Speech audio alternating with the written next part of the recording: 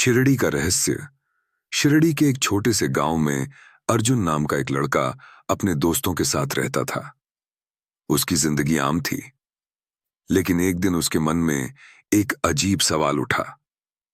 उसने सुना था कि शिरडी में साईं बाबा के दर्शन करने के बाद लोग कुछ अनोखा महसूस करते हैं, कुछ ऐसा जो उन्होंने पहले कभी नहीं जाना।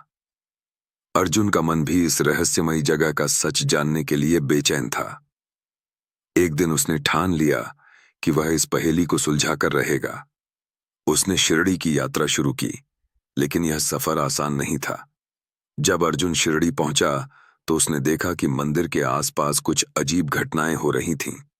मंदिर में लोग दर्शन कर रहे थे, लेकिन कुछ लोगों का कहना था कि जो भी साईं बाबा के दर्शन के बाद कुछ समय तक वहीं रुकता है, उसके साथ रहस्यमयी घटनाएं घटित होती हैं।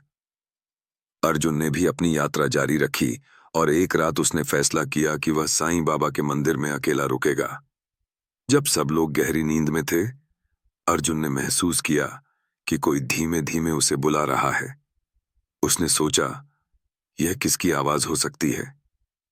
अर्जुन धीरे धीरे मंदिर की छत की ओर बढ़ने लगा। जब वह ऊपर पहुंचा तो उसकी आंखों के सामने एक रहस्यमयी रोशनी का गोला तैर रहा था।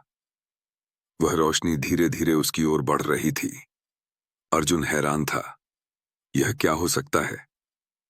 अगर कहानी अच्छी लग रही है, लाइक करना, सब्सक्राइब करना।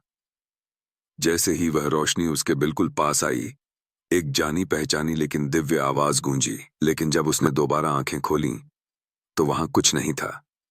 उसके सामने केवल एक पुराना पत्र रखा था। उसने कांपते हाथों से वह पत्र उठाया और पढ़ने लगा। पत्र में लिखा था, सत्य तुम्हें अपने भीतर मिलेगा। जब तुम अपने मन की गहराइयों को समझोगे, तब तुम्हें अपनी असली शक्ति और सही रास्ता मिलेगा।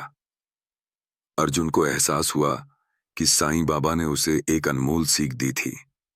उसने समझ लिया कि उसकी असली यात्रा बाहरी दुनिया में नहीं, बल्कि खुद को जानने में थी। उसी दिन से उसने अपनी जिंदगी को नए नजरिए से देखना शुरू किया, और यही उसकी सच्ची यात्रा थी।